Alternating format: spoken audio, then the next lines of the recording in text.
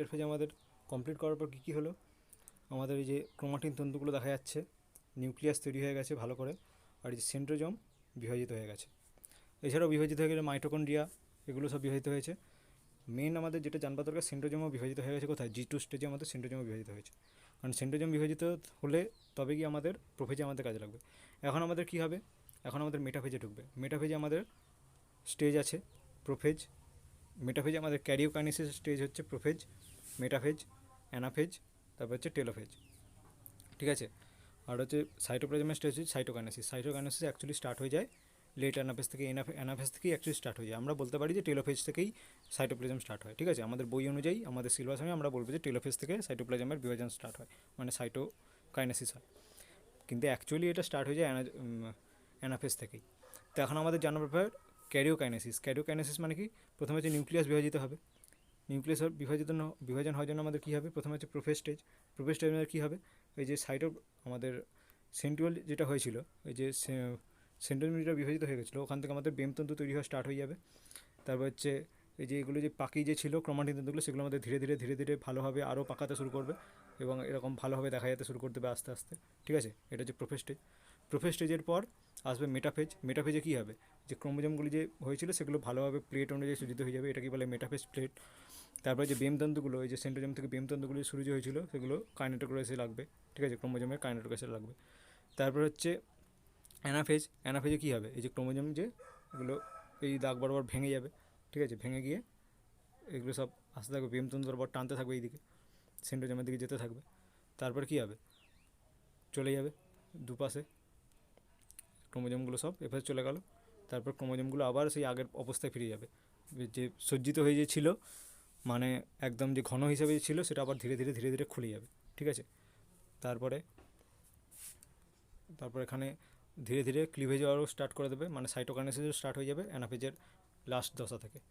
তারপরে টেলোফেজে কী হবে, ধীরে ধীরে একদম চলে আসছে আর কি, অ্যানাফেজ একদম টেলোফেজে একদম ধীরে ধীরে কাটতে থাকছে, এই যে বেমতন্তুগুলো ছোটো হয়ে যাচ্ছে।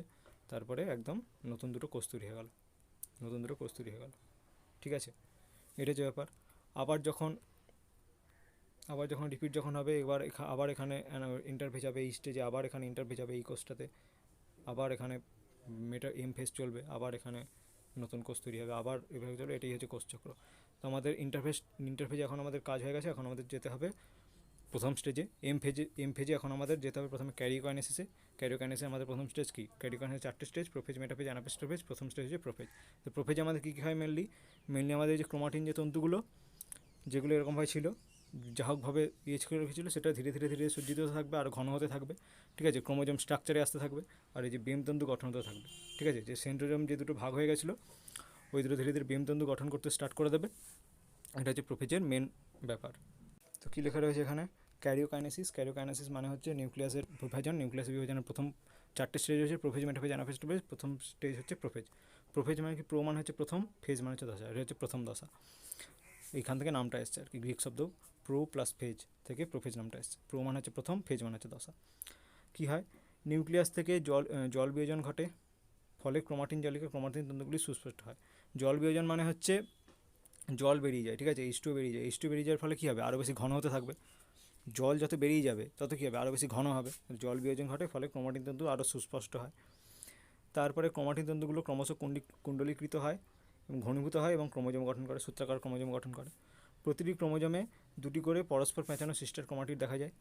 প্রোফেজ দশার শেষের দিকে ক্রোমোজোমগুলি ক্রমশ স্থূল এবং দণ্ডাকার হতে থাকে, মানে মোটামুটি ক্রোমোজোম ধীরে ধীরে একদম আরও ঘন হওয়ার দিকে যাচ্ছে, আরও বেশি ঘন হতে থাকছে। তারপরে হচ্ছে শেষের দিকে ক্রোমোজোমগুলি আরও ক্রমশ স্থূল হতে থাকবে, আরও স্থূল এবং দণ্ডাকার হতে থাকবে। তারপরে যে নিউক্লিয় পর্দা এবং নিউক্লিয়াসের প্রথমে খণ্ডে ভেঙে যায়, ক্ষুদ্র খণ্ডে ভেঙে যায় এবং প্রোফেজ দশার শেষে অবলুপ্ত হয়। যে নিউক্লিয় পর্দা যেটা, ঠিক আছে, যার মধ্যে ক্রোমাটিন তন্তুগুলো ছিল, ক্রোমাটিন তন্তুগুলোতে নিউক্লিয় পর্দাটা কেন ছিল, এই যে ক্রোমোজোমের চারপাশে, ক্রোমাটিন তন্তুগুলোর চারপাশে একটা নিউক্লিয় পর্দা থাকে, ঠিক আছে। এই নিউক্লিয় পর্দাটা কেন থাকে, যাতে ক্রোমাটিন তন্তুগুলো তো একদম ভালোভাবে তো সজ্জিত নেই। যদি নিউক্লিয় পর্দা যদি নাই থাকতো, বাড়িয়ে চলে যেত, সেলে ঘুরে বেড়াতে থাকতো ক্রোমাটিন তন্তুগুলো। কিন্তু প্রোফেজে যখন এসছে, তখন আমাদের কোষ বিভাজনও হতে হবে, প্লাস হচ্ছে এটা একদম ভালোভাবে ঘন হয়ে গেছে, তাই না। কী হবে, এই যে নিউক্লিয় পর্দাটা ভেঙে যাবে, ঠিক আছে, এটাও একটা স্টেজ, মানে নিউক্লিয় পর্দা ধীরে ধীরে ধীরে ধীরে ভাঙতে থাকবে। নিউক্লিয়াসের যে পর্দা, এটাকে বলে নিউক্লিয় পর্দা, যার ভিতরে সমস্ত ক্রোমোজোম টন্ডু সব রয়েছে, ক্রোমাটিন তন্তু ছিল, তো সেগুলো হচ্ছে কী হবে, নিউক্লিয় পর্দাটা ভেঙে যাবে। এটা হচ্ছে প্রোফেজের একটা স্টেজ, এটাও হচ্ছে প্রোফেজের একটা দশা, এটাও প্রোফেজের একটা ঘটনা। এই যে নিউক্লিয় পর্দা এবং নিউক্লিয়াস প্রথমে ক্ষুদ্র ক্ষুদ্র খণ্ডে ভেঙে যায়, তারপরে প্রোফেজ দশার শেষে একদম অবলুপ্ত হয়ে যায়।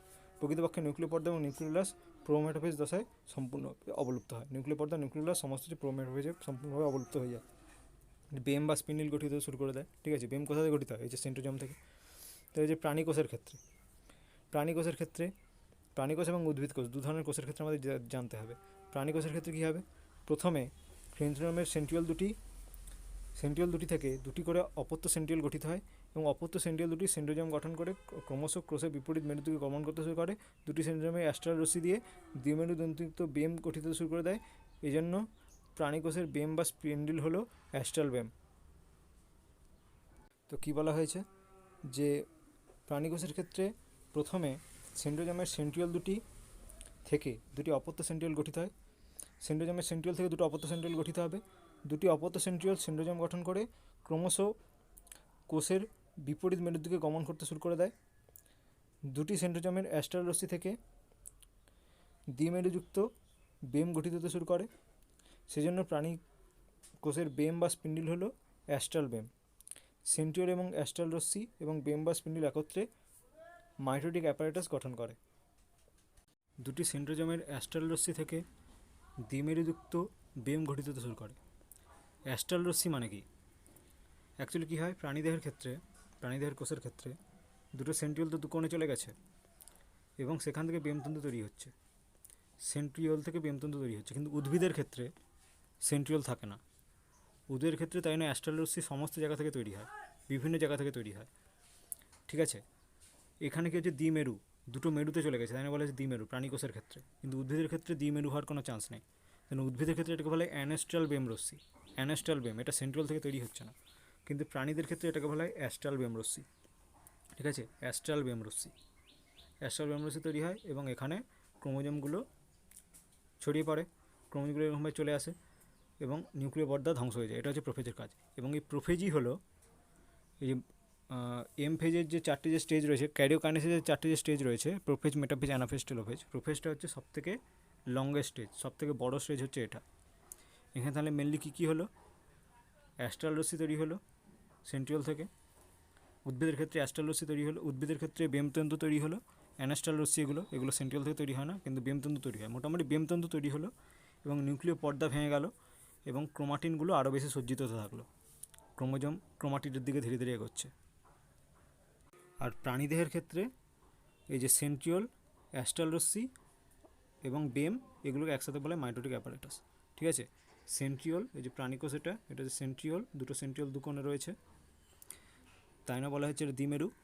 সেখান থেকে অ্যাস্ট্রাল রশ্মি তৈরি হয়েছে এটা, এবং সেখান থেকে যে বেমটা যে তৈরি হয়েছে বেম, ঠিক আছে, সেগুলো সবগুলো একসাথে মিলে তৈরি হচ্ছে মাইটোটিক অ্যাপারেটাস। আর এই প্রাণীকোষের ক্ষেত্রে বোঝা গেল। উদ্ভিদ কোষের ক্ষেত্রে মেন পার্থক্যটা কী হবে, যেটা বলা হলো, সেন্ট্রিওল থাকে না এদের ক্ষেত্রে অ্যাস্ট্রাল রশ্মিটা, এদের ক্ষেত্রে অ্যাস্ট্রাল রশ্মি হবে না, এদের ক্ষেত্রে হবে অ্যানাস্ট্রাল রশ্মি।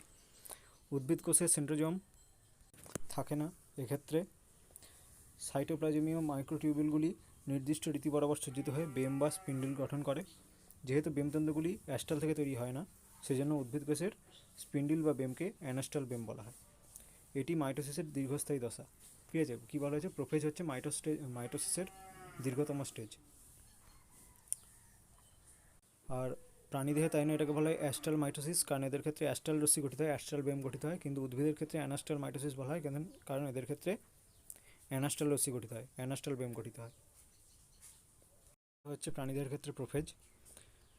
এই যে প্রথমে সেন্ট্রিওলগুলো দুটো প্রান্তে চলে যাচ্ছে, সেন্ট্রিওল দুটো প্রান্তে চলে গেল, এই যে নিউক্লিয় পর্দা ধীরে ধীরে ভ্যানিশ হচ্ছে,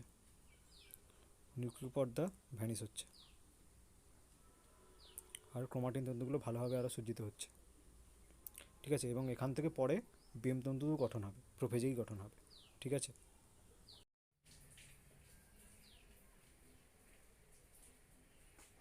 প্রাণীদের প্রোফেজ এবং উদ্ভিদের প্রোফেজের মধ্যে, প্রাণীদের প্রোফেজের মধ্যে তৈরি হচ্ছে অ্যাস্ট্রাল বেম, আমাদের অ্যাস্ট্রাল বেম দু প্রান্তে চলে যাচ্ছে, কারণ এদের সেন্ট্রিওল রয়েছে, প্রাণীদের সেন্ট্রিওল রয়েছে, সেন্ট্রিওল থেকে বেম তৈরি হচ্ছে এবং দু প্রান্তে তৈরি হচ্ছে শুধুমাত্র। কিন্তু উদ্ভিদের ক্ষেত্রে কী হচ্ছে, যেহেতু এদের ক্ষেত্রে সেন্ট্রিওল নেই, সব দিকেই তৈরি হবে, ঠিক আছে, সব দিকেই তৈরি হবে,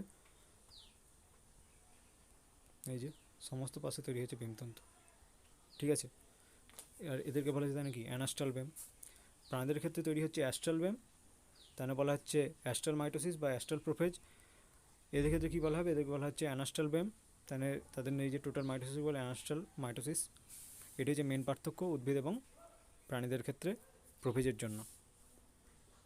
হলো এখন আমাদের ক্যারিওকাইনেসিস সেকেন্ড স্টেজ হচ্ছে মেটাফেজ। মেটাফেজে কী হবে, এই যে ক্রোমোজোমগুলো ভালোভাবে দেখা যায় এবং মেটাফেজ প্লেটে সজ্জিত হয়ে যায়। ভালোভাবে দেখা যায় কারণটা কি, কারণ মেটাফেজ প্লেটে সজ্জিত হয়েছে 1 নম্বর, 2 নম্বর সবথেকে ঘন অবস্থায় রয়েছে, তাই না এই টাইমেই ইলেকট্রন মাইক্রোস্কোপ দ্বারা ক্রোমোজোমকে দেখা হয়। প্রথমে হচ্ছে মেটাফেজ প্লেটে সজ্জিত হয়ে যাবে, তো ভীমতন্তুগুলো কাইনেটোকোরেসে লাগবে, ঠিক আছে। এই যে এইরকম, এই যে এগুলো সব সেন্ট্রিওল, সেন্ট্রাল থেকে ভীমতন্তুগুলো, এই যে ক্রোমোজোমের কাইনেটোকোরেসে লেগেছে, ক্রোমোজোমের কাইনেটোকোরেসে লেগেছে, ঠিক আছে, ক্রোমোজোমের এই যে এই কাইনেটোকোরেসে লেগেছে। তারপরে এটাকে বলা হচ্ছে মাইটোসিস। মাইটোসিসের পর আসবে অ্যানাফেজ। অ্যানাফেজে কী হবে, এই যে ক্রোমোজোমগুলো হাফ হাফ করে ভেঙে যাবে, এই অনুযায়ী হাফ হাফ করে ভেঙে যাবে। এই পার্টগুলো যাবে এই পাশে টেনে নেবে, এই পাশগুলো এই পাশে টেনে নেবে, ঠিক আছে, দিয়ে ভাগ হয়ে যাবে ক্রোমোজোমগুলো। তারপর কী হলো তাহলে আমাদের মেটাফেজে, এখন কী হলো, মেটাফেজে এখন আমাদের ভীমতন্তুগুলো এসে লাগলো কাইনেটো করে, ক্রোমোজোমের কাইনেটো করে ভীমতন্তুগুলো এসে লেগে গেল। এটি হচ্ছে মেটাফেজের মেন স্টেজ। এবং এই যে ক্রোমোজোমগুলো মেটাফেজ প্লেটে সজ্জিত হয়ে যায়, এই যে একদম একটা লাইন বরাবর সজ্জিত হয়ে গেল, এটাকে বলা হয় মেটাফেজ প্লেট। তো কী লেখা রয়েছে এখানে, মেটাফেজ। মেটাফেজ কোথা থেকে এসছে, গ্রিক শব্দ, মেটা মানে হচ্ছে মধ্যবর্তী, ফেজ মানে হচ্ছে দশা, মানে এটা হচ্ছে মধ্যবর্তী দশা উৎপত্তি অনুযায়ী। তারপরে গ্রিক শব্দ অনুযায়ী মিনিং হচ্ছে মধ্যবর্তী দশা। এখানে কী হয়, ভীমতন্তু স্পিন্ডল গঠন সম্পূর্ণ হয়, ক্রোমোজোমগুলি সেন্ট্রোমিয়ার অঞ্চলে ক্রোমোজোমাল তন্তুর সঙ্গে আবদ্ধ হয় এবং ক্রোমোজোমগুলি বেমের সঙ্গে বিষুব অঞ্চলের দিকে সঞ্চালিত হয় এবং মেটাফেজ প্লেট গঠন করে। বিষুব অঞ্চল মানে কি জানা আছে নিশ্চয়ই। ক্রোমোজোমগুলি কুণ্ডলীকৃত এবং ঘনীভূত হয়ে সর্বাপেক্ষা স্থূল এবং দণ্ডাকার হয়। সবথেকে বেশি কুণ্ডলীকৃত হয়ে গেছে, সবথেকে ঘনীভূত হয়ে গেছে, তাই জন্য স্থূল এবং দণ্ডাকার হয়ে গেছে। যেটা বলাই হচ্ছিল সবথেকে বেশি ঘনীকৃত কোথায় হবে, মেটাফেজে এসে হবে। কুণ্ডলীকৃত এবং ঘনীভূত হয়ে সর্বাপেক্ষা স্থূল এবং দণ্ডাকার হয় এবং ক্রোমোজোমগুলিকে সর্বাপেক্ষা স্পষ্টভাবে দেখা যায়। তাই জন্য এই টাইমেই আমরা ইলেকট্রন পর্যবেক্ষণ দ্বারা, ইলেকট্রন অণুবীক্ষণ যন্ত্র দ্বারা আমরা ক্রোমোজোমের গঠন পর্যবেক্ষণ করেছি এই টাইমটাকে। তাই না এই টাইমে ক্রোমোজোম এইরকম টাইপের দেখতে লাগে, এই যে ঠিক আছে, এরকম টাইপের দেখতে লাগে। তারপর হচ্ছে মেটাফেজ প্লেটের ভিতরের দিকে ছোটো ক্রোমোজোমগুলি এবং পরিধি বরাবর বড় ক্রোমোজোমগুলি সজ্জিত থাকে।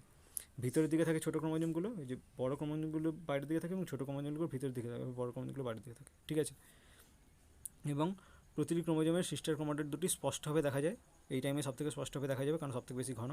এবং এই পর্যায়টি মাইটোসিসের দ্বিতীয় ক্ষণস্থায়ী পর্যায়, ঠিক আছে, এটা হচ্ছে সেকেন্ড ক্ষণস্থায়ী পর্যায়। ক্ষণস্থায়ী পর্যায় বলা হচ্ছে, কিন্তু সবথেকে বেশি দীর্ঘস্থায়ী হচ্ছে সবথেকে বেশি দীর্ঘস্থায়ী হচ্ছে প্রোফেজ, ঠিক আছে, এবং সেকেন্ড ক্ষণস্থায়ী হচ্ছে মেটাফেজ, ঠিক আছে। ক্ষণস্থায়ী বলা হচ্ছে, সেকেন্ড ক্ষণস্থায়ী। আর প্রো মেটাফেজ কাকে বলা হচ্ছে, প্রোফেজ শেষ হচ্ছে এবং মেটাফেজ শুরু হচ্ছে, ওই টাইমের মাঝখানের যে অঞ্চলটা এটাকে বলা হচ্ছে প্রো মেটাফেজ, ঠিক আছে, মানে মেটাফেজের শুরুর দিকের অঞ্চল প্রো মেটাফেজ। প্রো মেটাফেজে কী হবে, নিউক্লিয় পর্দা এবং নিউক্লিওলাস যে অবলুপ্ত যে হচ্ছে, নিউক্লিয় পর্দাগুলো নিউক্লিয়াস যে অবলুপ্ত যে হচ্ছিলো, যেটা বলা হচ্ছিলো প্রোফেজ হয়ে যাচ্ছে, ওটা অ্যাকচুয়ালি কোথায় হচ্ছে, যে মিড সেকশনে হচ্ছে, মানে প্রো মেটাফেজে হচ্ছে, মেটাফেজের শুরুতে। মেটাফেজের শুরুতেই অ্যাকচুয়ালি ভীমতন্তু গঠন সম্পূর্ণ হয়ে যাবে এবং নিউক্লিওলাস এবং নিউক্লিয় পর্দা সম্পূর্ণভাবে অবলুপ্ত হয়ে যাবে। তো মেটাফেজ দশায় উদ্ভিদ এবং প্রাণীকোষ দুটো একই রকমই হবে, কোনো পার্থক্য নাই। তারপর হচ্ছে মেটাকাইনেসিস কাকে বলা হয়, মেটাকাইনেসিস কাকে বলা হয়, মেটাকাইনেসিস মানে হচ্ছে এই যে ক্রোমোজোমগুলো যে নিরক্ষীয় অঞ্চলে যে সজ্জিত যে হচ্ছে, ঠিক আছে, তাকেই বলা হচ্ছে মেটাকাইনেসিস। মেটাফেজ দশায় তারপর কনগ্রেশন কাকে বলা হয়, নিরক্ষীয় অঞ্চলে সজ্জিত হওয়াটাকে বলা হয় মেটাকাইনেসিস, ঠিক আছে। তারপর নিরক্ষীয় অঞ্চলে একদম একটা তলে সজ্জিত হয়, এটাকে বলা হয় কনগ্রেশন। প্রথমে হচ্ছে নিরক্ষীয় অঞ্চলে এলো ক্রোমোজোমগুলো, নিরক্ষীয় অঞ্চলে এলো, ঠিক আছে, ক্রোমোজোমগুলো এরকম ছিল, ক্রোমোজোমগুলো প্রথমে নিরক্ষীয় অঞ্চলে এলো, এটা সজ্জিত হয়ে গেল তা নয়, ক্রোমোজোমগুলো নিরক্ষীয় অঞ্চলে এলো, তারপরে এটা মেটাফেজ প্লেটে সজ্জিত হয়ে গেল, এটাকে বলা হচ্ছে কনগ্রেশন, ঠিক আছে। মেটাকাইনেসিস হচ্ছে জাস্ট হচ্ছে মধ্যখানে এলো, সেলের মাঝখানে, এটা সেল সেলের মাঝখানে ক্রোমোজোমগুলো এলো ভিতর দিকে, তবে এই অঞ্চলগুলো একদম হচ্ছে সজ্জিত হয়ে গেল নিরক্ষীয় অঞ্চল বরাবর, এটাকে বলা হচ্ছে কনগ্রিশন। এটাকে বলা হচ্ছে মাইটোকাইনেসিস, এটাকে বলা হচ্ছে মেটাকাইনেসিস এবং এটাকে বলা হচ্ছে কনগ্রিশন। ক্রোমোজোমগুলো মাঝখানে চলে এসছে, এটা হচ্ছে মেটাকাইনেসিস। তারপর ধীরে ধীরে ধীরে ধীরে নিরক্ষীয় অঞ্চল বরাবর সজ্জিত হবে, এটাকে বলা হয় কনগ্রিশন। ঠিক আছে, এই যে কনগ্রিশন হচ্ছে মেটাফেজ প্লেটে সজ্জিত হয়ে গেল এখন, আর বিমতন্তুগুলোও বাড়ছে গিয়ে কাইনেটোকোরেসে লেগে গেল। ঠিক আছে, এটাই হচ্ছে মেটাফেজ প্লেট। প্রথমে হচ্ছে জাস্ট মাঝখানে চলে এসছে, এটা হচ্ছে মেটাকাইনেসিস। তারপর ধীরে ধীরে ধীরে ধীরে সজ্জিত হচ্ছে লাইন বরাবর, নিরক্ষীয় অক্ষ বরাবর, এটাকে বলা হচ্ছে কনগ্রিশন। আর বিমতন্তুগুলো বড় হচ্ছে, বিমতন্তুগুলো গঠন ধীরে ধীরে বড় হচ্ছে এবং কাইনেটোকোরেসে লাগছে, এবং এটাকেই বলা হচ্ছে এটাকেই বলা হচ্ছে মেটাফেজ। ঠিক আছে, মেটাফেজের পরেই আসবে হচ্ছে অ্যানাফেজ। এই যে মেটাফেজ এত দূর অবধি চলে এসেছি আমরা, মেটাফেজ অনুযায়ী সজ্জিত হয়ে গেছে, বিমতন্তুগুলো কানেক্ট করে লেগে গেছে। অ্যানাফেজে কী হবে, এই মাঝ লাইন বরাবর ক্রোমোজোমগুলো ভেঙে যাবে। ঠিক আছে, ক্রোমোজোম কন্টেন্টগুলো হাফ হয়ে যাবে এবং এগুলো হচ্ছে নতুন ক্রোমোজোম হিসাবে এই পাশে চলে আসবে এবং এই পাশে চলে যাবে। ঠিক আছে, বিমতন্তুরা এই যে নীল এটা ছিল, এটা হাফ হয়ে গেছে।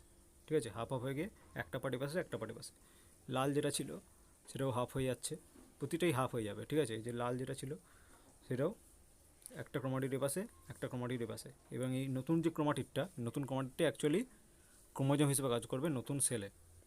ঠিক আছে, ব্যাস এটাই হচ্ছে অ্যানাফেজ। অ্যানাফেজে মানে কী হবে, জাস্ট হচ্ছে বিমতন্তু বরাবর টেনে নেবে এই প্রান্তে এবার এই প্রান্তে, এবং এটা হচ্ছে আর্লি অ্যানাফেজ, মানে অ্যানাফেজের প্রথম দিকের স্টেজ। লেট অ্যানাফেজে আরও বেশি দূরে চলে গেছে, আরও বেশি দূরে চলে গিয়ে এটা ক্রোমাটিন তন্তু অনুযায়ী হয়ে গেছে এবং নিউক্লিয় পর্দা ফিরে চলে এসছে।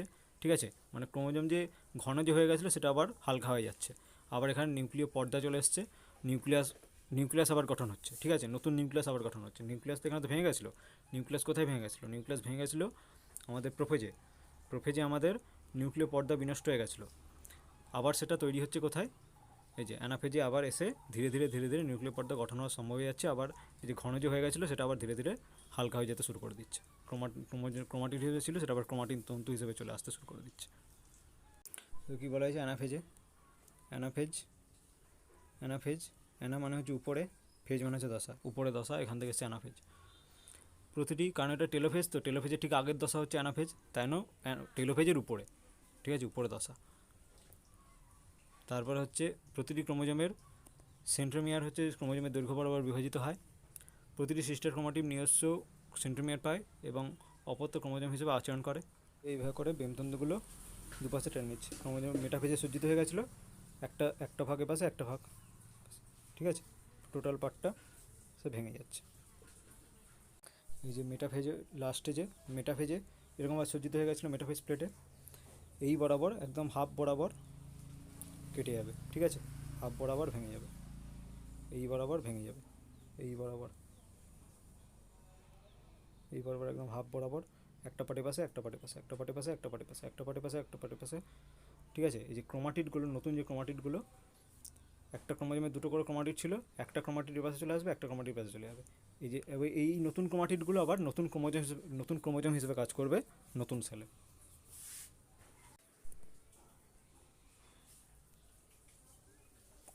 ঠিক আছে, এই পাশে চলে যাচ্ছে, এইবার এটা টোটালি ভেঙে যাচ্ছে। এই যেগুলো প্রত্যেকটা নতুন ক্রোমোজোম হিসেবে কাজ করবে। এগুলো এখানে লেখা হয়েছে, প্রতিটি ক্রোমোজোমের সেন্ট্রোমিয়ার ক্রোমোজোমের দৈর্ঘ্য বরাবর বিভাজিত হয়। যে ক্রোমোজোমের দৈর্ঘ্য বরাবর বিভাজিত হয়ে গেল হাফ হাফ করে, একটা পাশে একটা পাশে। ক্রোমোজোমের প্রতিটি সিস্টার ক্রোমাটিক নির্দিষ্ট সেন্ট্রোমিয়ার পায় এবং অপত্য ক্রোমোজোম হিসেবে কাজ করবে। ঠিক আছে, যে ক্রোমোজোম অ্যাকচুয়ালি কীভাবে ছিল, এরকমভাবে ছিল। ঠিক আছে, দুটো ক্রোমাটিড, এটা একটা ক্রোমাটিড আর এটা একটা ক্রোমাটিড, ভেঙে যখন গেল তখন কীভাবে ভেঙে গেল, এই যে এইটা একটা ক্রোমাটিড, এটা একটা ক্রোমাটিড, দুটো ক্রোমাটিড ভেঙে গেল, কিন্তু তখন কী হয়ে গেল, এর একটা নিজস্ব একটা সেন্ট্রোমিয়ার চলে গেল, তখন এটা নতুন একটা ক্রোমোজোম হিসেবে কাজ করছে, মানে একটা ক্রোমোজোম থেকে দুটো ক্রোমোজোম তৈরি হচ্ছে। ঠিক আছে, একটা ক্রোমোজোম থেকে অ্যাকচুয়ালি দুটো ক্রোমোজোম তৈরি হচ্ছে কোথায়, অ্যানাফেজ স্টেজে। তো সেটা এখানে বলা হয়েছে। তারপর ক্রোমোজোমান তন্তুর দৈর্ঘ্য ক্রমান্বয়ে হ্রাস পেতে থাকে টিউবিলিয়ান প্রোটিন এবং সেন্ট্রোমিয়ার অঞ্চল থেকে ক্রমান্বয়ে বিভাজিত হওয়ার কারণে। যেটা বলা হয়েছিল, ধীরে ধীরে ক্রোমোজোম আবার কোন অবস্থায় ফিরে যাবে, ক্রোমাটিন তন্তু অবস্থায় ফিরে যাবে, ঘনত্ব ধীরে ধীরে হ্রাস পেতে থাকবে। ক্রোমোজোমাল তন্তুর দৈর্ঘ্য হ্রাস পায়। সিস্টার ক্রোমাটিডগুলির মধ্যে বিকর্ষণের ফলে সিস্টার ক্রোমাটিডগুলি পরস্পর বিচ্ছিন্ন হয়, প্রতিটি ক্রোমোজোমের থেকে সিস্টার ক্রোমাটিড বেমের বিপরীত মেরুর দিকে চালিত হয় এবং অপত্য ক্রোমোজোমগুলির এইরূপ চলনকে অ্যানাফেজীয় চলন বা ক্রোমোজীয় চলন বলে। এই যে ক্রোমাটিডগুলো যে পাশে যাচ্ছে এটাকেই বলে ক্রোমোজীয় চলন বা অ্যানাফেজীয় চলন। অ্যানাফেজীয় চলনের সময় বেমের বিপরীত মেরুর দিকে ধাবিত সমান সংখ্যক অপত্য ক্রোমোজোমের মাঝে বেমের নিরক্ষীয় অঞ্চলে ইন্টারজোনাল তন্তুর আবির্ভাব ঘটে। অ্যানাফেজ চলনের সময় ক্রোমোজোমগুলি বিভিন্ন ইংরেজি অক্ষরের ন্যায় আকার ধারণ করে, যেরকম metacentric chromosome, V, submetacentric chromosome. এগুলো কোথায় দেখা যায়? অ্যানাফেজ স্টেজে। যেগুলো বলা হয়েছিল মেটাসেন্ট্রিক ক্রোমোজোম কখন কাকে বলা হয় সেসব নিশ্চয়ই জানা আছে। অ্যাক্টোসেন্ট্রিক ক্রোমোজোম কাকে বলা হয়, সাবমেটাসেন্ট্রিক ক্রোমোজোম কাকে বলা হয়, এগুলো সব একদম ফার্স্ট পার্টি পড়ানো হয়েছিল। ঠিক আছে, টেলোসেন্ট্রিক ক্রোমোজোম, এগুলো সব ফার্স্ট পার্টি পড়ানো হয়েছিল, কাকে কোন ক্রোমোজোম বলা হয় সেগুলো প্রত্যেকটা এই স্টেজে দেখা যায়। অ্যানাফেজে হচ্ছে বিভিন্ন ধরনের স্টেজে বিভিন্ন ধরনের সময় বিভিন্ন ধরনের ক্রোমোজোম দেখা যায়, সাবমেটাসেন্ট্রিক, মেটাসেন্ট্রিক। ঠিক আছে, তো মেন কথা এখানে কী বলা হলো, 4 পয়েন্টটা কি? ক্রোমোজোমাল তন্তুর দৈর্ঘ্য হ্রাস এবং সিস্টার ক্রোমাটিডগুলির মধ্যে বিকর্ষণ ঘটে। মানে এই যে ক্রোমাটিডগুলো এরকমভাবে যে ছিল, দুটো ক্রোমাটিড একসাথে মিলে একটা ক্রোমোজোম হয়েছিল, যখনই বেমতন্তু এসে জড়ো লেগে গেল তখন কী হবে? এদের মধ্যে বিকর্ষণ স্টার্ট হয়ে যাবে, দুটো ক্রোমাটিডের মধ্যে বিকর্ষণ স্টার্ট হয়ে যাবে। বিকর্ষণ স্টার্ট হয়ে যাওয়ার ফলে এরা কাছাকাছি থাকতে চাইবে না, এটা দূরে দূরে চলে যাবে। দূরে দূরে যাওয়ার সেটাই তো দরকার অ্যানাফেজি চলনের জন্য, ক্রোমোজীয় চলনের জন্য, দুটো যাতে দুদিকে যাতে চলে যায়, সেটাই হবে। এখানে বিকর্ষণ যখন স্টার্ট হয়ে গেল তখন দুটো দুদিকে চলে যেতে থাকলো, প্লাস হচ্ছে বেমতন্তু এপাশে টেনে দিচ্ছে, বেমতন্তু দুপাশে দুদিকে টেনে নিচ্ছে, সেটাই হলো। এটাকেই বলা হচ্ছে অ্যানাফেজীয় চলন বা ক্রোমোজোমীয় চলন। আরেকটা কথা বলা হচ্ছে যে ইন্টারজোনাল তন্তু কাকে বলে। ইন্টারজোনাল তন্তু মানে হচ্ছে এই দুটো দুদিকে তো চলে যাচ্ছে বেমতন্তু বরাবর, এই যে মাঝখানে আরেকটা তন্তু গঠিত হয়, ঠিক আছে, এটাকে বলে ইন্টারজোনাল তন্তু। এই যে মাঝখানে কয়েকটা তন্তু গঠিত হয়, এগুলো বলে ইন্টারজোনাল তন্তু। এগুলো অ্যাকচুয়ালি অ্যানাফেজীয় চলনেই সাহায্য করে। ঠিক আছে, এগুলো একত্রিত হয়ে স্টেম বডি তৈরি করে, তার ফলে কী হয়? এটা অ্যানাফেজীয় চলনেই অ্যাকচুয়ালি সাহায্য করে। ডিটেলসে যাওয়ার দরকার নেই, এটা ইন্টারফেজীয় তন্তু। এই যে মেটাফেজ স্টেটে যেখানে ক্রোমাটিডগুলো ছিল, যেখানে ক্রোমোজোমগুলো ছিল, সেখানেই ইন্টারফেজ তন্তু তৈরি হয় এবং এটা অ্যাকচুয়ালি অ্যানাফেজ চলনেই সাহায্য করে, স্টেম বডি গঠন করে। আর এটাই হচ্ছে সবথেকে কম স্থায়ী দশা, সর্বাপেক্ষা স্বল্পস্থায়ী দশা। তার উপরে স্থায়ী দশাকে সবার লাস্টে রয়েছে অ্যানাফেজ, তার আগে রয়েছে মেটাফেজ, তার আগে রয়েছে সবার আগে রয়েছে প্রোফেজ, তো টেলোফেজ হচ্ছে তারপরে, মানে প্রোফেজ, টেলোফেজ, মেটাফেজ, অ্যানাফেজ, এই সিকোয়েন্সে যাবে। সবথেকে বড় হচ্ছে প্রোফেজ, তারপরে তার তুলনায় ছোটো হচ্ছে টেলোফেজ, তার তুলনায় ছোটো হচ্ছে মেটাফেজ, তার তুলনায় ছোটো হচ্ছে অ্যানাফেজ, টাইম অনুযায়ী। ঠিক আছে, তো আমাদের অ্যানাফেজ হয়ে গেল, প্রোফেজ হয়ে গেছে, মেটাফেজ হয়ে গেছে, অ্যানাফেজ হয়ে গেছে। অ্যানাফেজের লাস্টের দিকেই আবার এই যে এরকমভাবে দুটো খাঁজ পড়ে আছে সাইটোপ্লাজমে, এটাকেই বলা হচ্ছে ক্লিভেজ। মানে অ্যানাফেজের লাস্টের দিকেই অ্যাকচুয়ালি সাইটোপ্লাজমের বিভাজন, মানে সাইটোকাইনেসের প্রথম স্টেপ স্টার্ট হয়ে যায়, যেটাকে বলে ক্লিভেজ তৈরি, ভাঁজ তৈরি। ঠিক আছে, ভাঁজ তৈরি এখানে স্টার্ট হয়ে গেল। তারপরে এখানে এটা কিন্তু শুধুমাত্র প্রাণীদেহের ক্ষেত্রে, প্রাণী কোষের ক্ষেত্রে। উদ্ভিদ কোষের ক্ষেত্রে কিন্তু কোনো ক্লিভেজ তৈরি হয় না, কোনো খাঁজ তৈরি হয় না, ওদের সাইটোকাইনেসিস আলাদাভাবে হয়। আর কিন্তু প্রাণীদের ক্ষেত্রে এই যে অ্যানাফেজের লাস্ট স্টেজেই অ্যাকচুয়ালি দেখা যাচ্ছে যে খাঁজ তৈরি হতে শুরু করে দিচ্ছে। তারপরে টেলোফেজ মানে কি? টেলোফেজ মানে জাস্ট দূরে দূরে চলে যাচ্ছে দুটো কোষ, তারপর আবার নতুনভাবে আবার এই যে এরকমভাবে হয়ে যাচ্ছে, আবার এই যে নিউক্লিয় পর্দা টোটালি গঠন হয়ে যাচ্ছে, তারপরে আবার বেমতন্তু আবার এরকমভাবে আবার সেন্ট্রোজম অবস্থায় ফিরে যাচ্ছে। ঠিক আছে, এগুলি হচ্ছে টেলোফেজ মানে জাস্ট আবার নতুন কোষ তৈরির, দূরে সরে গিয়ে নতুন কোষ তৈরির আবার নতুন একটা পদ্ধতি স্টার্ট হয়ে যাওয়া। এই যে দুটো জায়গায় চলে গেছে, দুপাশে চলে গেছে, নিউক্লিয় পর্দা ফেরত চলে আসছে, সেন্ট্রালগুলো রয়েছে, দুটো কোষ তৈরি হয়ে গেল, এটা হচ্ছে টেলোফেজ দশা।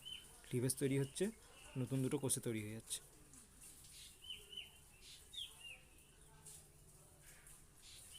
তো টেলোফেজের জন্য এখানে কী কী লেখা রয়েছে? টেলোফেজ, গ্রিক শব্দ টেলো মানে শেষ পর্যায়। অপত্য ক্রোমোজোমগুলির বেমের দুই মেরুতে দুপাশে পৌঁছালে এই দশা স্টার্ট হয়। দুপাশে ক্রোমোজোম দুটো চলে গেল, এখন এই দশা স্টার্ট হলো, মানে টেলোফেজে অ্যানাফেজের শেষ হচ্ছে টেলোফেজ। তবে যে প্রাণী কোষের বেমতন্তুগুলি সম্পূর্ণভাবে অবলুপ্ত হয়, বেমতন্তু অবলুপ্ত হলো, কিন্তু উদ্ভিদ কোষের নিরক্ষীয় অঞ্চলে কিছু ইন্টারজেনাল তন্তু উপস্থিত থাকে। ইন্টারনাল তন্তু কিছু কিছু থেকে যে উদ্ভিদের ক্ষেত্রে, যেটা কোথায় তৈরি হয়েছিল, যেটা অ্যানাফেজে তৈরি হয়েছিল, এটা উদ্ভিদের ক্ষেত্রে কিছু কিছু থেকে যায় টেলোফেজেও। অপত্য ক্রোমোজোমগুলিকে ঘিরে নিউক্লিয় পর্দার আবার আবির্ভাব ঘটবে, নিউক্লিয়াস আবার পুনর্গঠিত হবে, ফলে দুটি অপত্য নিউক্লিয়াসের সৃষ্টি হবে, মানে নতুন করে আবার কোষ তৈরির দিকে এগোচ্ছে। তো তাই তো, আবার নিউক্লিয় পর্দা রিটার্ন করলো, নিউক্লিয়াস আবার পুনর্গঠিত হলো, আবার নিউক্লিয়াস আবার সৃষ্টি হচ্ছে, নিউক্লিয়াসের মধ্যে জল সংযুক্ত হয়ে আবার ক্রোমোজোমগুলো ক্রোমাটিন অবস্থায় চলে যাচ্ছে, ক্রোমোজোমগুলি কুণ্ডলী খুলে যায় এবং ক্রোমোজোমগুলি পুনরায় সূত্রাকার এবং অস্পষ্ট হয়। ঠিক আছে, প্রাণী কোষের ক্ষেত্রে কোষের মাঝ বরাবর খাঁজটি ক্রমশ হতে থাকে, এটাকে বলে ক্লিভেজ। ঠিক আছে, দুপাশে দুটো ক্লিভেজ তৈরি হবে। আর এটি হচ্ছে ক্যারিওকাইনেসিসের শেষ পর্যায়ে। ক্যারিওকাইনেসিস মানে কি? নিউক্লিয়াস বিভাজনের শেষ পর্যায়ে। কিন্তু খাঁজ কোথায় দেখা যায়? খাঁজ হচ্ছে শুধুমাত্র প্রাণী কোষের ক্ষেত্রে তৈরি হয়, উদ্ভিদের ক্ষেত্রে কিন্তু কোনো খাঁজ তৈরি হয় না, কারণ উদ্ভিদের ক্ষেত্রে সাইটোকাইনেসিস হয় আলাদাভাবে। প্রাণীদেহের ক্ষেত্রে সাইটোকাইনেসিস কীভাবে হচ্ছে? এই যে টেলোফেজ স্টেজেই দুটো খাঁজ তৈরি হচ্ছে। ঠিক আছে, দুটো খাঁজ তৈরি হয়ে খাঁজটা যখন মাঝখানে যখন চলে আসবে, দুটো খাঁজ একসাথে মিলিয়ে যাবে এবং দুটো সাইটোপ্লাজম ভাগ হয়ে গেল। কিন্তু উদ্ভিদের ক্ষেত্রে কীরকমভাবে হবে? একটা প্লেট তৈরি হবে। এটা একটা উদ্ভিদ কোষ, মাঝখান থেকে একটা প্লেট তৈরি শুরু হবে, যেটার জন্য আবার ওই ইন্টারফেজের তন্তুগুলো ওগুলো আবার দায়ী। ইন্টারফেজ তন্তু যেটা হচ্ছে অ্যানাফেজে তৈরি হয়েছিল, সেগুলো ধীরে ধীরে এখানে তৈরি হবে। এটা ধীরে ধীরে প্রাচীরের দিকে বাড়তে থাকবে এবং দুটো কোষে বিভক্ত হয়ে যাবে। এটা হচ্ছে উদ্ভিদ কোষের ক্ষেত্রে হয়। কাইনেসিস আমাদের কমপ্লিট হয়েছে, মানে নিউক্লিয়াসের বিভাজন কমপ্লিট হলো এবং একটা নিউক্লিয়াস থেকে দুটো নিউক্লিয়াস তৈরি হয়ে গেল। ঠিক আছে, টেলোফেজ দশায় এসে। কিন্তু এখন আমাদের কী করতে হবে? সাইটোকাইনেসিস করতে হবে। সাইটোকাইনেসিস মানে কি? সাইটোপ্লাজমের বিভাজন করতে হবে। সাইটোপ্লাজম কাকে বলা হয়? একটা হচ্ছে কোষ, যেটা নিউক্লিয়াস বাদ দিয়ে বাকি অংশগুলোকে বলা হয় সাইটোপ্লাজম। সমস্ত তরল অংশটাকে বলা হয় সাইটোপ্লাজম। ঠিক আছে, সাইটোপ্লাজমে অ্যাকচুয়ালি কোষীয় অঙ্গাণুগুলো ভেসে থাকে। ঠিক আছে, এখন এবার সাইটোপ্লাজমকে বিভক্ত করতে হবে দুটো ভাগে। তো প্রাণী কোষের সাইটোকাইনেসিস আলাদাভাবে হবে, আর উদ্ভিদের সাইটোকাইনেসিস আলাদা হবে। প্রাণীদের সাইটোকাইনেসিসের ক্ষেত্রে যেটা বলা হয়েছিল, ফাড়ো তৈরি হবে বা ক্লিভেজ তৈরি হবে। তো কী বলা হয়েছে? কন্ট্রাক্টাইল রিং গঠন এবং কোষ পর্দায় খাঁজ তৈরি। ডগলাস মার্শল্যান্ডের মতে অ্যানাফেজ দশার শেষের দিকে বেমের নিরক্ষীয় অঞ্চল বরাবর কোষ পর্দার ঠিক নিচে সাইটোপ্লাজমের কর্টেক্স অঞ্চলে অসংখ্য অ্যাক্টিন তন্তু সমান্তরালভাবে সজ্জিত হয় এবং অ্যাক্টিন তন্তুর মাঝে মাঝে ক্ষুদ্র ক্ষুদ্র মায়োসিন তন্তু যুক্ত হয়ে কন্ট্রাক্টাইল রিং গঠন করে। এই যে এখানে ছবিটা খুব ভালোভাবেই দেওয়া আছে। এই যে কন্ট্রাক্টাইল রিং, এখানে একটা কোষ ছিল, এই যে কন্ট্রাক্টাইল রিং এইভাবে করে তৈরি হবে।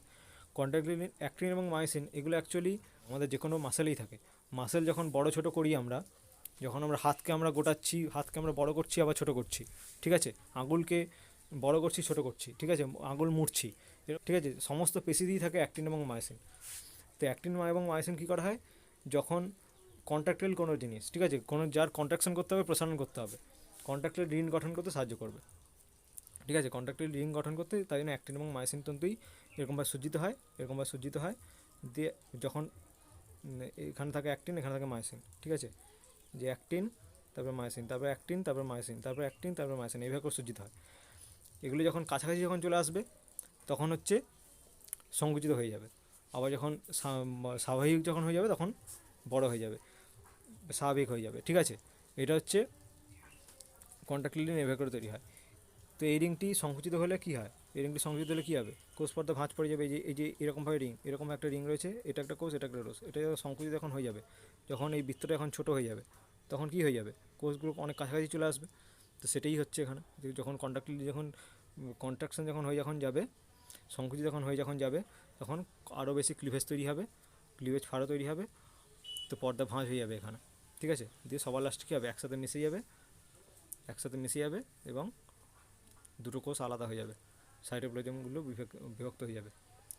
ক্লিভেজ ফাড়ো দুটি পরস্পরের দিকে অগ্রসর হওয়া। টেলোফেজ দশায় কন্ট্রাক্টাইল রিং ক্রমশ সংকুচিত হয়ে ছোটো হতে থাকলে ক্লিভেজ ফাড়ো গভীর থেকে গভীরতর হতে থাকে এবং কোষের ভিতরের দিকে অগ্রসর হতে থাকে।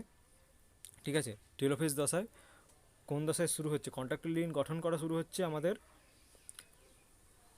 অ্যানাফেজ দশার শেষে। ঠিক আছে, অ্যানাফেজ দশার শেষে শুরু হচ্ছে কন্ট্রাক্টাইল রিং গঠন করা এবং ক্লিভেজ ফাড়ো একদম টেলোফেজ দশায় কী হচ্ছে? টেলোফেজ দশায় কন্ট্রাক্টাইল রিং ক্রমশ অনেক সংকুচিত হয়ে যাচ্ছে, ফলে ক্লিভেজ হচ্ছে আরও অনেক ছোটো হয়ে যাচ্ছে। ঠিক আছে, একদম কাছাকাছি চলে আসছে এবং গভীরতর হতে থাকে এবং কোষের ভিতরের দিকে অগ্রসর হতে থাকে।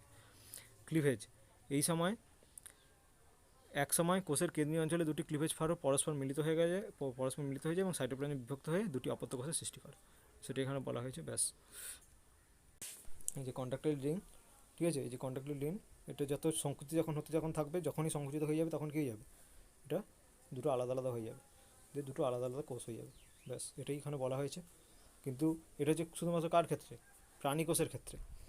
আর কন্ট্রাক্টাইল রিংটা কী দ্বারা তৈরি হলো? অ্যাক্টিন এবং মায়োসিনের দ্বারা। এই যে অ্যাক্টিন এবং মায়োসিন যে কোনো পেশিতেই থাকে, আমাদের যে কোনো পেশিতেই সংকোচন প্রসারণের জন্য আমাদের অ্যাক্টিন এবং মায়োসিনের দরকার পড়ে।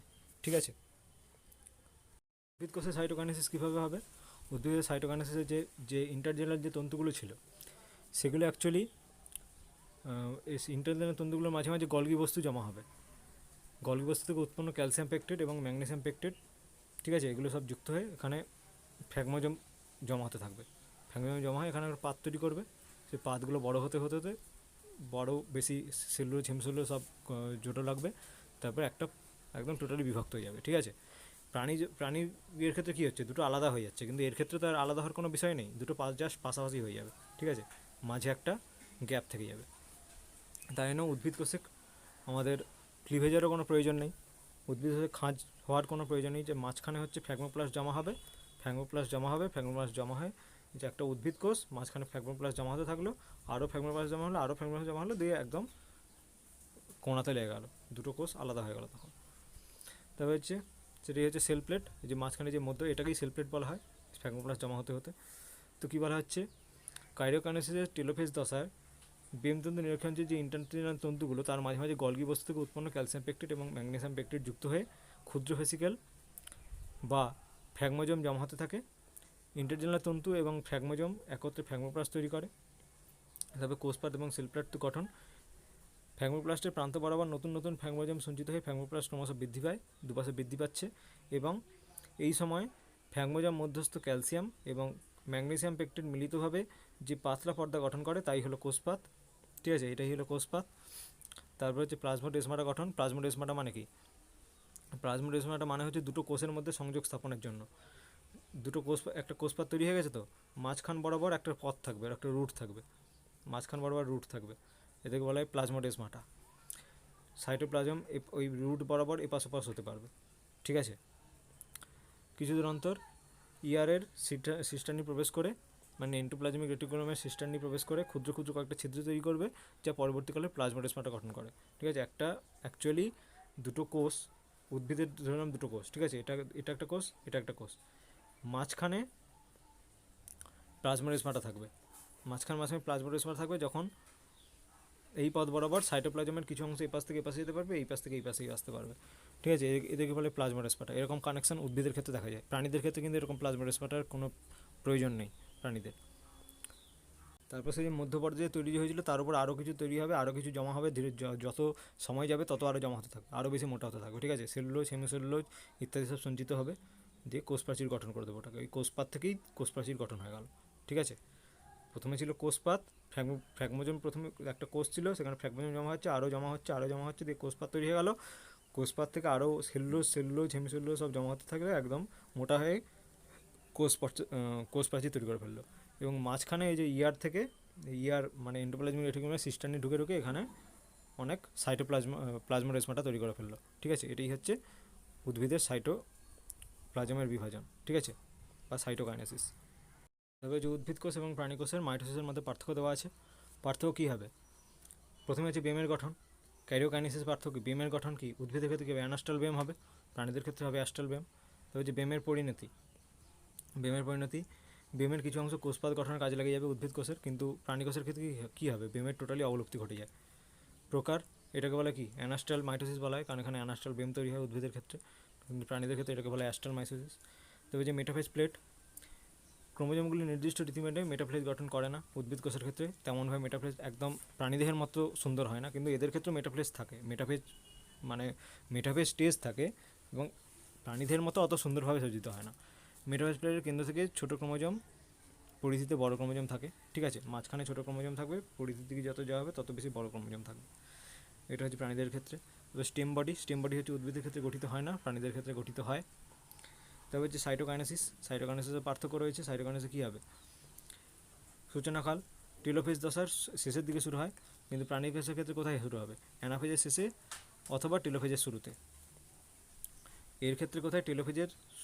টেলোফেজের শেষের দিকে শুরু হয় উদ্ভিদের ক্ষেত্রে, কিন্তু প্রাণীদের ক্ষেত্রে অ্যানাফেজের শেষে টেলোফেজের শুরুতে স্টার্ট হয়ে যায়। ঠিক আছে, মানে এদের ক্ষেত্রে, উদ্ভিদের ক্ষেত্রে অ্যাকচুয়ালি ক্যারিওকাইনেসিস টোটালটা কমপ্লিট হয়ে যাওয়ার পর তারপরে গিয়ে স্টার্ট হচ্ছে সাইটোকাইনেসিস হওয়া। প্রথমে যে ক্যারিওকাইনেসিস টোটালি কমপ্লিট হয়ে গেল, মানে দুটো নিউক্লিয়াস একটা কোষে চলে এলো, তারপরে গিয়ে ফ্র্যাগমোপ্লাস্ট জমা হচ্ছে এবং ধীরে ধীরে কোষপাত গঠন হচ্ছে এবং সাইটোকাইনেসিস হচ্ছে। কিন্তু প্রাণীদের ক্ষেত্রে কী হবে? দুটো একই সাথে চলবে। প্রথমে ক্যারিওকাইনেসিস এবং সাইটোকাইনেসিস একই সাথে চলতে থাকবে। মানে ক্যারিওকাইনেসিস কোথায়, অ্যানাফেজের শেষের দিকে, অ্যানাফেজের শেষের দিকেই শুরু হয়ে যাবে সাইটোকাইনেসিস হওয়া, এবং টেলোফেজের অ্যানাফেজের শেষ অথবা টেলোফেজের শুরু, যেটাই বলা যেতে পারে, দুটো কোনো একটাতে হয়ে যাবে। ঠিক আছে, মোটামুটি প্রথম থেকে একদম টোটালি ওয়েট করবে না, ক্যারিওকাইনেসিস টোটাল কমপ্লিট হবে তারপরে সাইটোকাইনেসিস হবে, এরকম ওয়েট করবে না প্রাণীরা অ্যানাফেজের শেষের দিকে অথবা টেলোফেজের শুরুতেই স্টার্ট করে দেবে। ছবিতেও এটা দেখানো হয়েছিল। তারপর হচ্ছে এটা হচ্ছে কোষপাত গঠন ঘটে উদ্ভিদের ক্ষেত্রে, কিন্তু প্রাণীদের ক্ষেত্রে ক্লিভেজ বা ফ্ল্যারো গঠন করে, ফারো গঠন করে। ঠিক আছে, ফারোইং গঠন। তারপর হচ্ছে পদ্ধতিক্রম, কোষের মাঝ বরাবর গঠিত হয় এবং কোষের প্রাচীর দিকে গঠিত হয়। বোঝা যাচ্ছে এটা নিশ্চয়ই। ক্লিভেজ ফারো পরিধি থেকে প্রাণীর কেন্দ্রের দিকে আসে। উদ্ভিদের ক্ষেত্রে কেন্দ্র থেকে পরিধি দিকে যায়, কিন্তু প্রাণীদের ক্ষেত্রে পরিধি থেকে কেন্দ্রের দিকে আসে। তারপর হচ্ছে কন্ট্রাক্টিলিন গঠিত হয় না উদ্ভিদের ক্ষেত্রে, প্রাণীদের ক্ষেত্রে গঠিত হয়। এদের ক্ষেত্রে কী লাগে, অ্যাক্টিন মায়োসিন লাগে প্রাণীদের ক্ষেত্রে, আর উদ্ভিদের ক্ষেত্রে কী লাগে, থ্যালামোপ্লাস্ট লাগে, গলগি বস্তুর ভেসিকেল লাগে। ব্যাস এটাই। তবে এখানে মাইটোসিসের কোষ বিভাজনের গুরুত্ব লেখা আছে। মাইটোসিসের কোষ বিভাজনের গুরুত্ব তো প্রচুর। অ্যাকচুয়ালি কি, একটা কোষ থেকে আরেকটা নতুন দুটো কোষ তৈরি হয়েছে, তো বহু কাজে লাগবে, তাই না? তো যে কয়েকটা উদাহরণ এখানে দেওয়া আছে। জীবের বৃদ্ধি ও পরিস্ফুটন। মাইটোসিস পদ্ধতিতে বহুকোষী দেহের কোষ সংখ্যা বৃদ্ধি পায়, ফলে জীবের সার্বিক বৃদ্ধি ঘটে। এছাড়া এককোষী জাইগোট মাইটোসিস পদ্ধতিতে বিকশিত অসংখ্য কোষ তৈরি করে। আমরা অ্যাকচুয়ালি কীভাবে তৈরি হয়, প্রথমে দুটো গ্যামেট মিশে একটা জাইগোট তৈরি হয়। এটা যে কোনো প্রাণীর পূর্বদশা হচ্ছে এটাই। যে কোনো প্রাণীর পূর্বদশা অ্যাকচুয়ালি জাইগোট থেকেই স্টার্ট হয়। তারপরে জাইগোট থেকে ধীরে ধীরে তো আমরা আস্তে আস্তে করে বড় হচ্ছি, তাই তো? আস্তে আস্তে করে বিভিন্ন ধরনের অঙ্গ উৎপাদন হচ্ছে এবং ধীরে ধীরে আমাদের উৎপত্তি ঘটছে। অ্যাকচুয়ালি স্টার্ট হয়েছে কোথা থেকে, একটা জাইগোট থেকে। দুটো গ্যামেট মিলে একটা জাইগোট তৈরি হয়েছিল, তারপর সেখান থেকে ধীরে ধীরে কোষ বিভাজন হতে ধীরে আমরা বড় হচ্ছি। ঠিক আছে, তো এটাই হচ্ছে আমাদের ব্যাপার। যে কোনো প্রাণী এইভাবে করেই বড় হয়। এককোষী জাইগোট মাইটোসিস পদ্ধতিতে বিভাজিত হয়ে অসংখ্য অপত্যকোষ তৈরি করে এবং বিভেদীকরণের মাধ্যমে অঙ্গ প্রত্যঙ্গ যুক্ত হয়ে ভ্রূণ গঠনে এবং ভ্রূণের পরিস্ফুটনে সাহায্য করে। ঠিক আছে, এসব কাদের দেহে হয়, এসব মায়ের দেহেই হবে। ম্যামেলসদের ক্ষেত্রে এটা মায়ের দেহেই হবে। মায়ের দেহের ভিতরেই ভ্রূণ গঠন হবে এবং ভ্রূণের বৃদ্ধি ঘটবে। ঠিক আছে, আবার যারা হচ্ছে ক্যাঙ্গারু ধরনের প্রাণী, মার্সুপিয়াল যারা প্রাণী, তাদের হচ্ছে দেহের বাইরে হয়। ঠিক আছে, দেহের বাইরে থলে যে থাকে সেখানেই ভ্রূণ গঠন হয়। ঠিক আছে, ওখানেই জাইগোট থাকে এবং ওখানেই ধীরে ভ্রূণ গঠন হয়, ধীরে প্রাণী গঠন হয়। ঠিক আছে, এই যে থলে যেটা থাকে, যেমন ক্যাঙ্গারু যে ক্যাঙ্গারুর থলেতে কী থাকে, ক্যাঙ্গারুর থলেটা কেন থাকে অ্যাকচুয়ালি, যে ওখানে হচ্ছে জাইগোট থাকবে ছোটো অবস্থায়, ধীরে ওখানে ভ্রূণ তৈরি হবে, ভ্রূণ থেকে আরও বড় হবে দিয়ে একটা একটা ক্যাঙ্গারু হবে, বাচ্চা ক্যাঙ্গারু হয়ে যাবে, একটা নির্দিষ্ট একটা বয়স হয়ে যাওয়ার পর মাটিতে চলে আসবে। এটা হচ্ছে মার্সুপিয়ালদের ক্ষেত্রে হয়। মোটামুটি জীবের বৃদ্ধি এবং পরিস্ফুটনের কাজে লাগে। তবে কোষ প্রতিস্থাপন এবং ক্ষয়পূরণ, কোথাও কেটে গেলে হলে, ঠিক আছে, এসব কী হবে, মাইটোসিস পদ্ধতি জোড়া লাগবে। মাইটোসিস পদ্ধতিতে বিভিন্ন অঙ্গের মৃত কোষগুলি সমন্বয়ে সজীব নতুন কোষ প্রতিস্থাপিত হয়, যেমন ত্বক কোষ, ক্ষতস্থানের নতুন কোষ উৎপন্ন। তবে পুনরুৎপাদন, যেমন হচ্ছে টিকটিকি লেজ যে পুনরুৎপাদন হচ্ছে, তারা মাছের বাহু, কবজি শ্রেণীর প্রাণীদের পা, এদের কেটে গেলেও আবার নতুনভাবে তৈরি হয়। আবার মানুষের দেহে যে লিভার যদি কেটে যায় আবার নতুনভাবে তৈরি হবে। ঠিক আছে, এগুলো সব হচ্ছে কি কোন পদ্ধতিতে হবে, আমাদের এই মাইটোসিস পদ্ধতিই হবে। তবে প্রজনন, বিভিন্ন উদ্ভিদের অঙ্গজ বংশবিস্তারের ক্ষেত্রে মাইটোসিস কোষ বিভাজন হয়। ঠিক আছে, মাইটোসিস কোষ বিভাজন মানে কি, এটা হচ্ছে অযৌন জনন। এদের ক্ষেত্রে দুটো গ্যামেটের মিশ্রণ ঘটবে না এসবের ক্ষেত্রে। যেমন আলু, পেঁয়াজ, আদা, পাথরকুচি, চন্দ্রমল্লিকা, এদের কিছু জীব আছে যাদের হচ্ছে একটা সেল থেকে সেখানে নতুন একটা সেল তৈরি যাবে, সেই সেলটি আবার বড় হয়ে যাবে দিয়ে গাছ হিসেবে হয়ে যাবে। ঠিক আছে, এটাই হচ্ছে অঙ্গজ বংশবিস্তার বলা হয়। ঠিক আছে, বাংলাতে এটা কী হবে, জাস্ট একটা উদ্ভিদের কোনো একটা পার্ট, সেই পার্টটা মাটিতে পুঁতে দেওয়া হলো। ঠিক আছে, দিয়ে সেখান থেকেই নতুন গাছ তৈরি হয়ে যাবে। বীজ ফেলতে হবে না। ঠিক আছে, যৌন প্রজনন মানে কি, বীজ ফেলতে হবে। উদ্ভিদের ক্ষেত্রে জাইগোটটা কোথায় রয়েছে, বীজের মধ্যে রয়েছে। বীজ ফেলে যখন গাছ তৈরি হচ্ছে তখন সেটা হচ্ছে গ্যামেটের মিশ্রণের মাধ্যমে। ঠিক আছে, ওটা মাইটোসিস নয়। কিন্তু যখন এইসব মাধ্যমে যখন হচ্ছে, ঠিক আছে, মানে উদ্ভিদের কোনো অঙ্গ থেকে যখন তৈরি হচ্ছে, তাহলে এটাকে বলা হচ্ছে অঙ্গজ বংশবিস্তার। উদ্ভিদের কোনো অঙ্গ থেকে যখন তৈরি হচ্ছে, এটা মানে কি, সেখানে কোনো গ্যামেটের মিশ্রণ হয়নি, এটা একটা টু এন একটা অঙ্গজ কোষ, সেটাই হচ্ছে মাটিতে ফেলে দেওয়া হচ্ছে, সেটাই হচ্ছে নতুন গাছ হিসেবে তৈরি হচ্ছে, ওখান থেকেই গাছ তৈরি হচ্ছে। ঠিক আছে, তো এটাই হচ্ছে কি অঙ্গজ বংশবিস্তারের জন্য কাজে লাগে। ঠিক আছে, আলু, পেঁয়াজ কয়েকটা উদাহরণ দেওয়া রয়েছে, চন্দ্রমল্লিকা। তবে হচ্ছে কিছু নিম্ন শ্রেণীর জীব যেমন ইস্ট অ্যামিবা, প্যারামোসিয়াম, এগুলো সব মাইটোসিস পদ্ধতিতে গঠন করে, প্রজনন করে।